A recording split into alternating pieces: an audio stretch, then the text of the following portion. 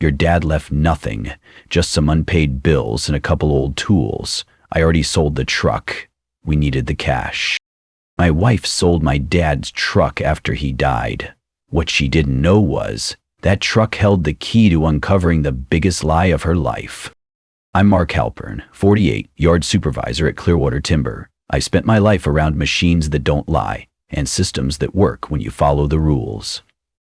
2 weeks since Dad passed, I was still hearing his voice in the shop, still expecting him to call about weekend projects. Julie had already moved on. She stood in our kitchen, sorting through mail like nothing had changed. Her coffee cup sat on the counter, the same spot where Dad used to leave his keys when he visited. "What truck?" I asked. "The old Ford, that rusty thing taking up space in his driveway. A 1979 F-250. Forest green with chrome bumpers and a dent in the tailgate from when I learned to back a trailer at 16. We rebuilt the rear axle together last winter. Dad's hands weren't what they used to be, but he still knew every bolt, still remembered the torque specs from memory. I thought that was mine." Julie shrugged. "According to the will, everything goes to debt first. The lawyer said we're lucky if there's anything left after probate. She never showed me the will, never mentioned a lawyer's name. Dad taught me to spot liars by what they leave out. Julie was leaving out everything."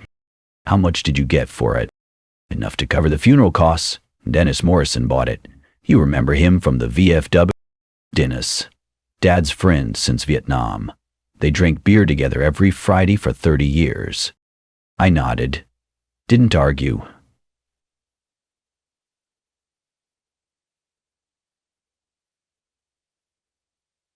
I said, "Didn't argue. Didn't raise my voice. You work around heavy machinery long enough, you learn when to push and when to step back." This felt like the moment before something breaks. "I'm going to check the garage," I said. Julie went back to her mail sorting, already dismissing me. Dad's garage still smelled like motor oil and sawdust. His tools hung exactly where he left them, organized, labeled, ready for work that would never come. I climbed the ladder to the rafters where he used to stash things. Christmas presents in November, important papers he didn't trust to filing cabinets. Behind a box of old hunting magazines, I found what I was looking for. An olive green ammo box. Military surplus from his army days. The lock was broken, held shut with electrical tape. Inside, registration papers, maintenance receipts, and a folded DMV form. Form 446, application for certificate of title. The buyer's name was filled out in Dad's careful handwriting. Mark Douglas Halpern. The form was signed but not dated, never submitted. Dad had started the title transfer before he passed. He meant for me to have the truck. I sat on his workbench and pulled out my phone. Dennis answered on the second ring. "Mark, how you holding up, son?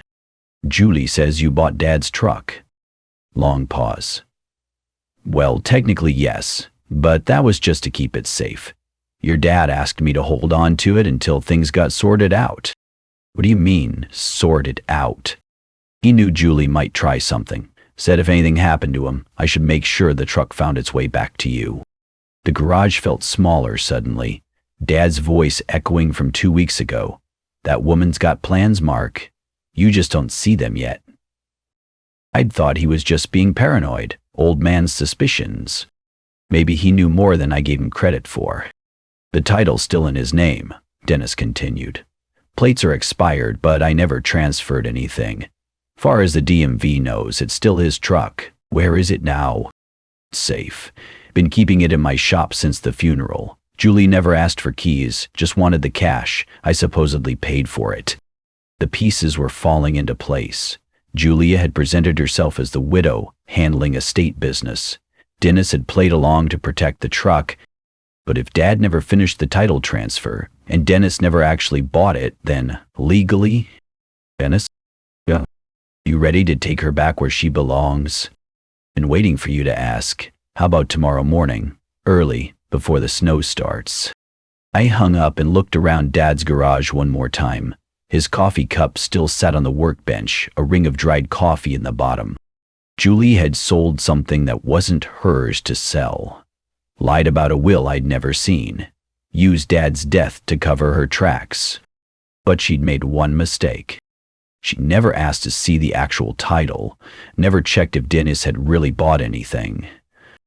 Dad always said the best plans were the simple ones. Keep your mouth shut, watch for the opening, then move when nobody expects it. Tomorrow morning I'd have the truck back. Tonight I'd let Julie keep believing her story. Sometimes the best revenge starts with patience. Dennis showed up at 6 in the morning, driving the F-250 like he'd never stopped owning it. The truck looked exactly the same. Forest green paint, faded but solid. Chrome bumpers catching the early light. Even the dent in the tailgate looked right. "She's been waiting for you," Dennis said, handing me the keys.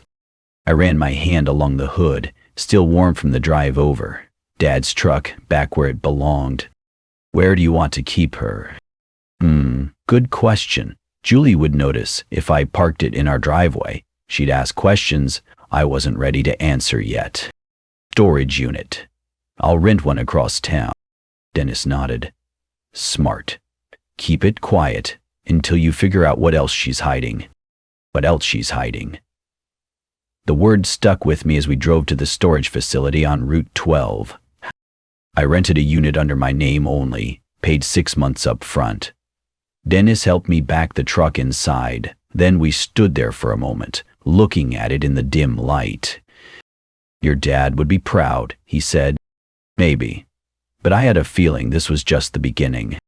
That evening, Julie was at the kitchen table with her laptop open, bank statements spread across the surface like puzzle pieces. She didn't look up when I came in, just kept typing, moving numbers from one column to another. "Busy night?" I asked. Estate stuff, trying to figure out what bills need to be paid first. I watched her work. Methodical. Organized. Like she'd done this before. She moved money from Dad's savings account to our checking account, then from checking to something called Estate Management, LLC. I'd never heard of Estate Management, LLC. "What's that account?" I asked, pointing at the screen. Julie closed the laptop. "Temporary holding account. The lawyer set it up to handle probate expenses." Another lawyer she'd never named. Another detail she left out. Dad's training kicked in. When someone won't show you the whole picture, there's usually a reason. The next morning, I called Helen Rodriguez, Dad's CPA for 15 years. If anyone knew his real financial situation, it would be her. "Mark, I'm so sorry about your father. He was a good man." "Thanks, Helen. I need to ask you something about his estate." Long pause. "I probably shouldn't discuss client information. I'm his son, and something doesn't add up." Another pause. "Can you meet me at Rosie's Diner tomorrow around noon?" Helen was already there when I arrived, sitting in a corner booth stirring coffee she probably didn't want. She looked nervous, kept glancing at the door like she expected someone to follow her in.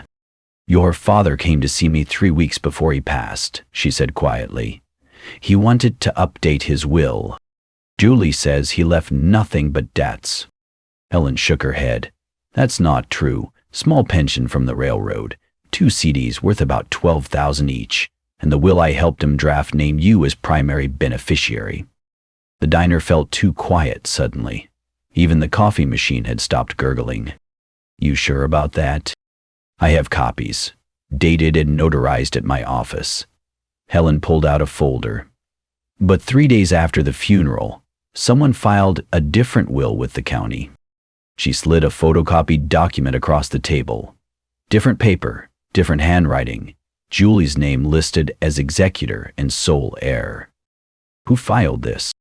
"Your wife. She claimed to have found it among your father's personal effects." I studied the signatures. The notary seal, everything looked official. But Dad never mentioned changing his will. Never said anything about leaving everything to Julie. "Helen, who notarized this version?" She pointed to the stamp.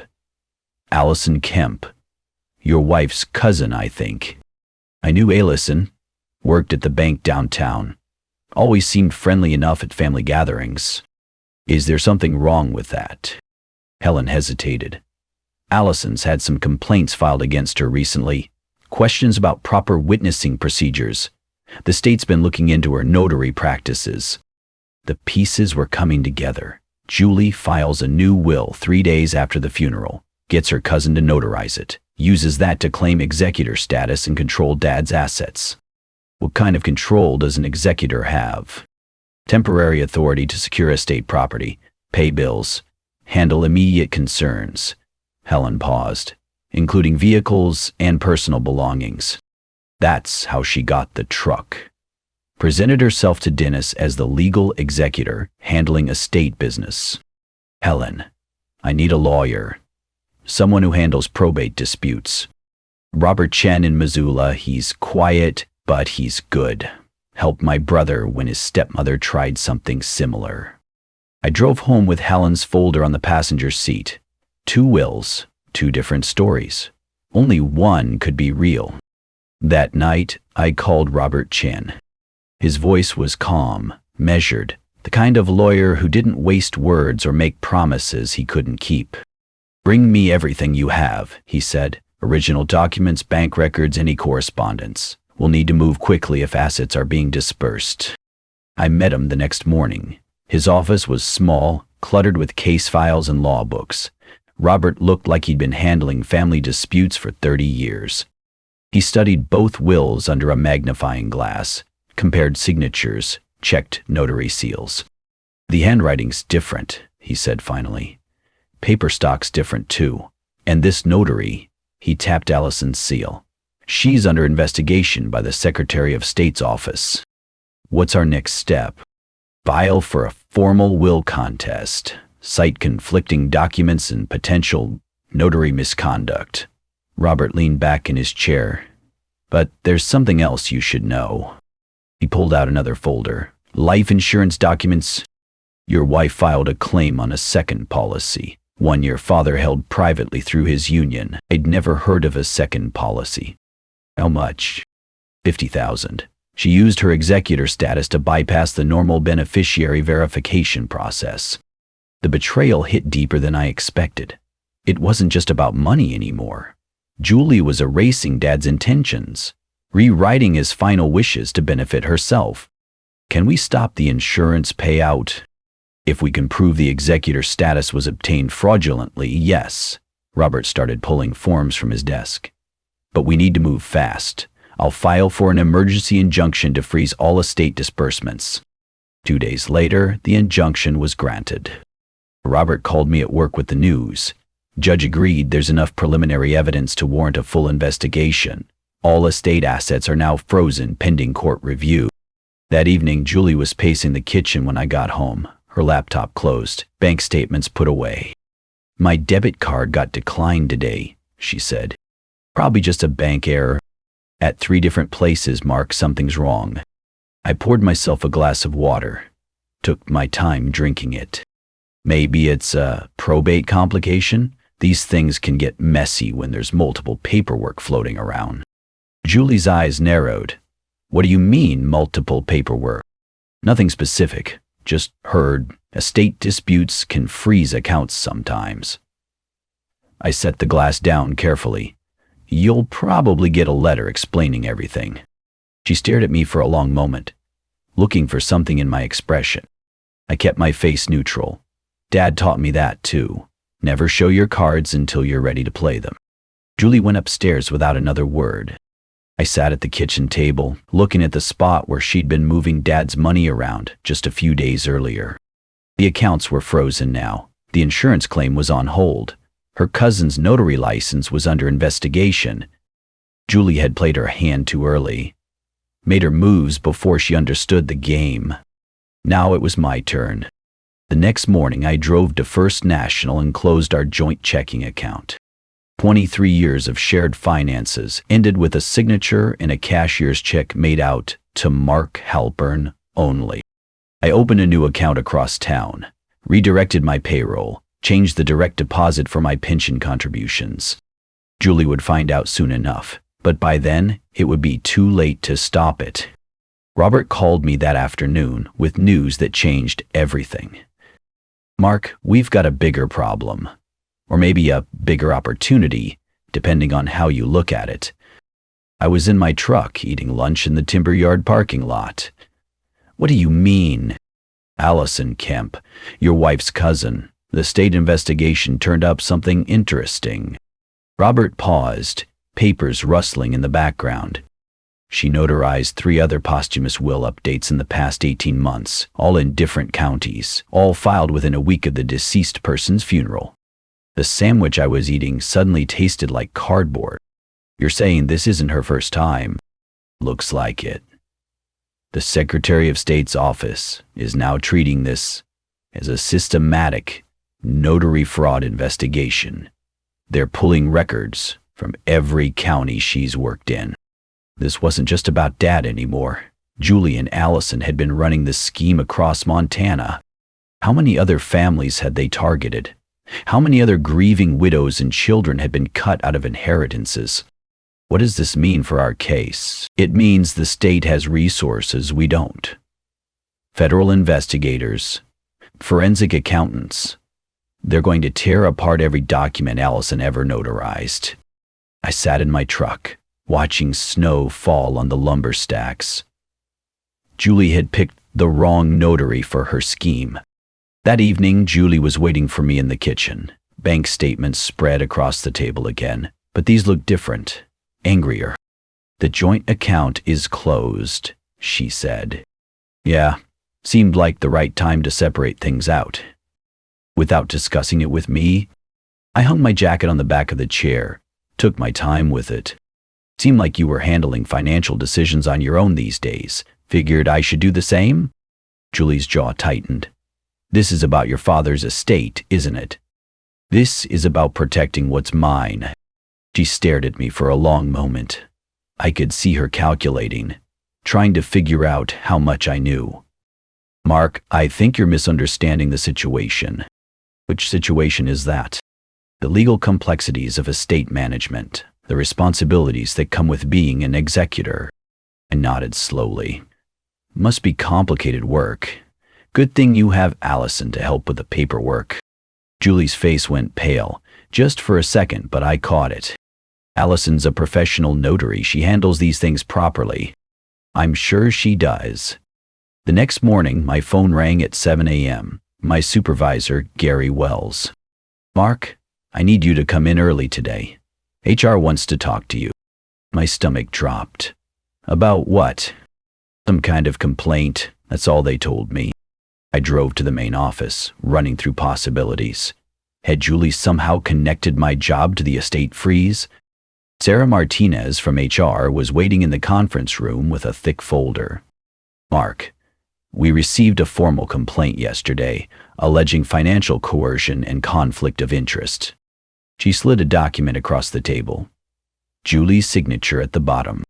Your wife claims you've been manipulating estate funds and using your position here to intimidate her into compliance. I read through the complaint. Julie painted herself as a grieving widow being bullied by a husband with access to company resources and legal connections. This is interesting, I said. How so? She's claiming I forced her to move money from estate accounts, but I never had access to those accounts. Sarah pulled out a laptop. She provided transaction logs showing transfers initiated from your home IP address. I studied the screen. Dates, times, IP addresses, all the transfers Julie had made over the past 3 weeks. Sarah, these are all the transactions she made herself. I watched her do most of them at our kitchen table. Can you prove that? I pulled out my phone. Actually, yeah, I can. I'd been recording our conversations for the past week. Dad always said to document everything when dealing with people who changed their stories. The recording from Tuesday night was crystal clear. Julie's voice explaining how she was moving Dad's pension money to cover legal fees. Sarah listened to the whole thing. Then she closed the laptop. Mark, I think we can consider this complaint resolved. Word travels fast in a small town, especially when it involves fraud investigations and family betrayals. By Thursday, people were starting to avoid Julie at the grocery store. Conversations stopped when she walked into rooms. Margaret Patterson, our neighbor for 12 years, pulled me aside while I was checking the mail. "Mark, I don't know what's going on with you and Julie, but folks are talking." "What kind of talking?" "About her cousin Allison. About some investigation. People are saying Julie's been—" Margaret searched for the right words. "Well, they're saying she's a snake in snow boots." I almost smiled at that. Dad would have appreciated the phrase. Friday morning, a real estate agent named Dave Wilson knocked on our door. Julie answered, and I could hear their conversation from the kitchen. "Mrs. Halpern, I got your message about listing the house. I'll need to see the title documents before we can proceed." "Of course, everything's in my name now, so that shouldn't be a problem." Long pause. "Ma'am, I ran a preliminary title search yesterday. The property shows as being under court hold due to estate proceedings." Another pause. "It's all in your name now, right?" Dave asked. "Well, technically it's still, there's some probate complications." "I see. Maybe call me back when those complications get sorted out." The front door closed. Julie didn't come back to the kitchen. That afternoon, Robert called with the final piece. "Mark, I've got good news. The original will your father drafted with Helen Rodriguez? It's solid. Properly witnessed, properly notarized, and we've got the CPA's dated copies to back it up." "What about the voice memos?" "Those too. Your father recorded himself explaining his intentions. Specifically mentions wanting you to have the truck, and why he was concerned about Julie's motives." Dad had been 3 steps ahead, even from the grave. "There's more," Robert continued. "Helen found mail receipts showing your father sent copies of the real will to the county clerk's office. They were just misfiled until this week. 6 weeks after Julie filed her fake will, the real one surfaced with a paper trail that couldn't be disputed." "So what happens now?" "We go to court next Tuesday. The judge will compare both wills, review the evidence, and make a determination." Tuesday morning, I sat in the courthouse, watching Julie fidget with her purse straps. She had brought a lawyer, young guy in an expensive suit, who kept checking his phone. Robert presented our case methodically. Original will, CPA documentation, voice recordings, mail receipts. Everything in chronological order, building an unbreakable timeline. Julie's lawyer tried to argue that the original will was outdated, that his client had found a more recent version among personal effects. The judge studied both documents under magnification, compared paper types, ink patterns, even the notary seals. "Mrs. Halpern," he said finally, "can you explain why your version of the will was notarized by someone currently under investigation for notary fraud?" Julie's lawyer whispered something in her ear. She shook her head. "Your Honor, my client maintains that she found this will among her father-in-law's belongings and acted in good faith." The judge wasn't buying it. "Based on the evidence presented, I'm reopening this probate case for full investigation. All assets remain frozen pending review." He turned to Julie directly. "Mrs. Halpern, you're hereby ordered to return any funds already dispersed from estate accounts. The life insurance claim filed under questionable executor status is also frozen for fraud review." Julie's expensive lawyer started gathering papers, fast. Outside the courthouse, Robert shook my hand. "That went better than expected. Julie's in real trouble now. Federal fraud investigation, possible criminal charges, and she's got to pay back every penny she took." I drove home through the same snowy streets where Julie had been moving Dad's money around just 2 months ago. The house felt different now, quieter, like it was holding its breath. Julie's car wasn't in the driveway. I walked into the kitchen and found a note on the table, "Staying at my sister's until this gets sorted out." The house was mine again, at least for now. I poured a cup of coffee and sat at the table where Julie used to plan her schemes. Tomorrow I'd drive out to the storage unit and start the truck. Tonight I'd just sit in the quiet and listen to what Dad might have said about all this. Probably something about patience being its own kind of strength. The Clearwater Tribune ran the story on a Wednesday morning. front page, below the fold. Local notary under state fraud investigation. The headline didn't mention Julie by name, just Allison Kemp and the 3 counties where she'd notarized suspicious posthumous wills. But in a town of 8,000 people, everyone knew exactly who Allison's cousin was. I was drinking coffee at Murphy's Diner when Betty Morrison walked in with the paper folded under her arm. "Morning, Mark. Saw the news about that notary business. Terrible thing, taking advantage of grieving families." She said it loud enough for the whole diner to hear. Then she looked right at me. "I hope justice gets served where it's needed." Other customers started looking my way. Some nodded. Others just stared. Word was out. The whole town knew what Julia had tried to do. My phone buzzed with a text from Gary at work. "Saw the paper. You okay?" I texted back, "Fine, thanks." That afternoon, Robert called with an update on the investigation. The state's forensic team found something interesting in Allison's records. Pattern of targeting recent widows and widowers, always within days of the funeral, always claiming to have found updated wills. How many families? 7 confirmed cases across 4 counties. Your wife's name appears as executor or beneficiary in 3 of them. Julie hadn't just stolen from Dad. She'd been running this scheme for over a year. Mark, there's something else. The church where Julie serves on the financial committee? They got wind of the investigation. I knew what was coming. They removed her yesterday, quietly, but word's getting around. When I got home that evening, Julie's car was in the driveway. First time in 3 days. She was in the kitchen staring at the newspaper spread across the table. Her face looked 10 years older. "People are talking," she said without looking up. "People talk."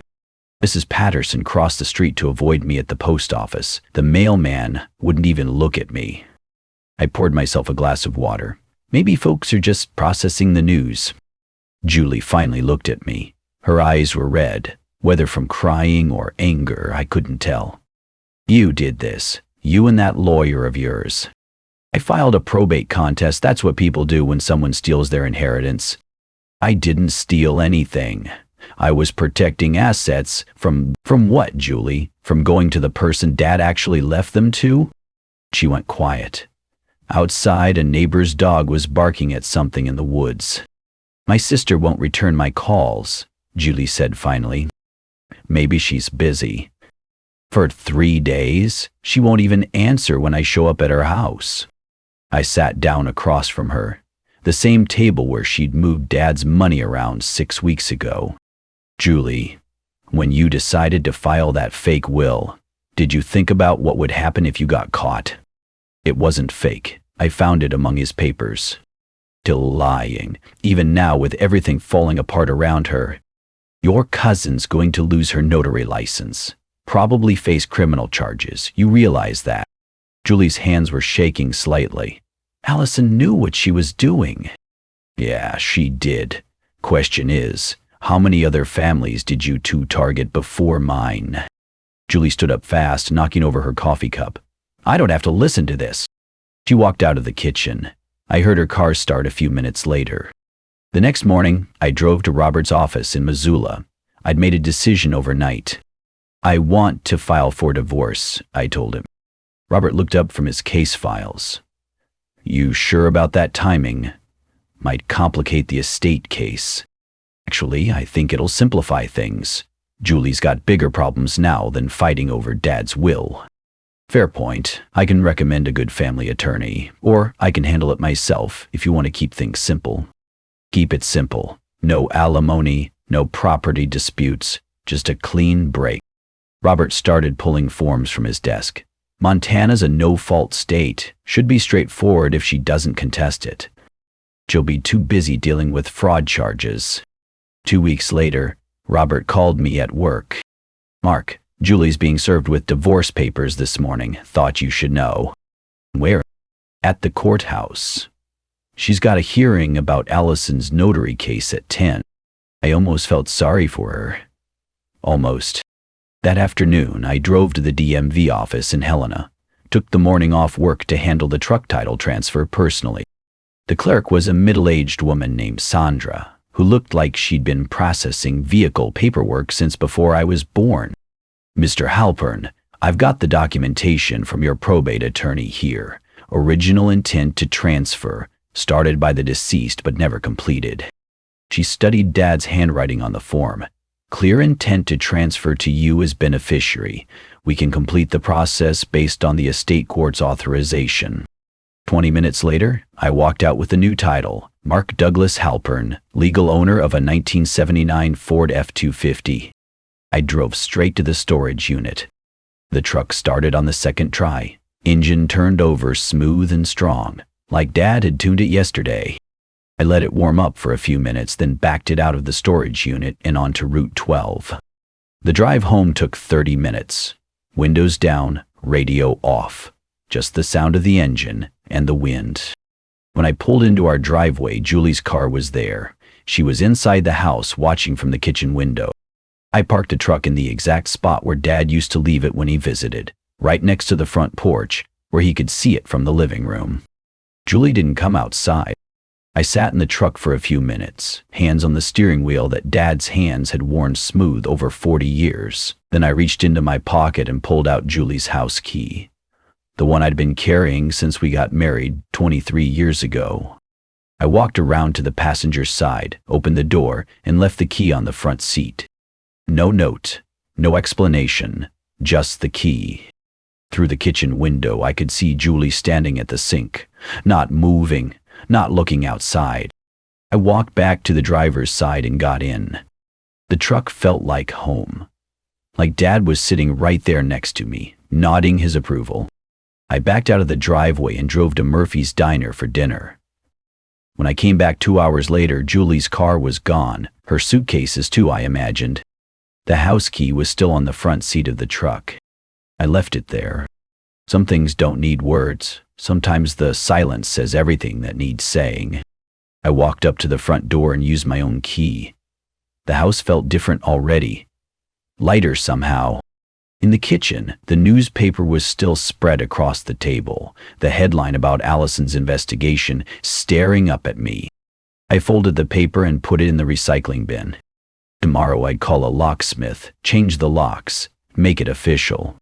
Tonight I'd just sit in Dad's truck and listen to the engine cool down, the way we used to after long drives through the mountains. Before Julie, before schemes and lies and fake wills. When it was just a man and his son and a truck that ran forever. Some things never change, even when everything else does. 3 months later, I scraped ice off the windshield and watched the sun come up over the timber yard. The cabin I rented sits 50 yards behind the main office. 1 room, a kitchenette, and a view of the mountain ridge where Dad and I used to hunt deer every November. Simple. Quiet. Everything I needed and nothing I didn't. The divorce papers came through last week. Julie signed without contesting anything. Her lawyer probably told her she had bigger problems to worry about. The fraud investigation was still ongoing. Word around town was that she'd moved to Billings to stay with relatives. Smart move. Fewer people knew her story there. I started the truck and let it warm up while I finished my coffee. Same routine every morning for the past month. The engine sounded good. Dad always said a well-maintained machine would outlast the man who built it. On Saturday, I decided to replace the glove box hinge that had been sticking since winter. Simple job, 20 minutes with basic tools. I popped the glove box open and found the usual collection of truck debris. Registration papers, tire gauge, a few pens that didn't work anymore. But when I lifted out the insurance cards, something crinkled underneath. A torn piece of notebook paper, folded twice and wedged behind the dashboard frame. Dad's handwriting, faded but clear. "If she ever lies about the truck, you'll know what else she's willing to lie about." I sat in the driver's seat, holding the note up to the morning light. He'd known. Somehow, he'd seen Julie's true nature before I did. Maybe it was the way she always asked about his money when she thought I wasn't listening, or how she volunteered to handle his bills when he got sick. Dad noticed things, filed them away, waited to see if his suspicions were right. The note felt like a final conversation, his way of saying he'd prepared for what came after. I folded the paper and put it in my wallet, right next to the truck title with my name on it. That afternoon, I drove the ridge road that winds up behind the timber yard. The same route Dad and I took every hunting season for 15 years. We never shot much, mostly just sat in the truck, sharing coffee from a thermos and watching the valley wake up below us. "This is where peace lives," he used to say. "Up here, nothing down there matters." I parked at the same spot, halfway up the ridge, where you can see the whole valley spread out like a map. The town looked smaller from up here. The timber yard, the diner, even the courthouse where Julie's schemes had fallen apart. All of it just dots on the landscape. I rolled down the windows and turned off the engine. Wind moving through the pines. A hawk calling from somewhere above the tree line. The truck ticking as it cooled down. Dad's voice seemed to carry on the wind. Sometimes the best revenge is just outlasting the people who try to hurt you. He was right. Julie was gone. The money was back where it belonged. The truck was mine. I didn't feel angry anymore. Didn't feel the need to gloat or celebrate. Just satisfied, like completing a job that needed doing. The sun was setting behind the mountains, painting the sky the color of old rust. Dad would have called it a good day for sitting still. I stayed until full dark, then drove back down the ridge with the headlights cutting through shadows that looked familiar. Some roads you never stop knowing, no matter how long you've been away. Some trucks never stop feeling like home, no matter who tries to take them from you. And some lessons from your father never stop being true even after he's gone. The truck and I belonged together. Always had. Everything else was just noise that eventually went quiet. The way truth always does, if you're patient enough to let it.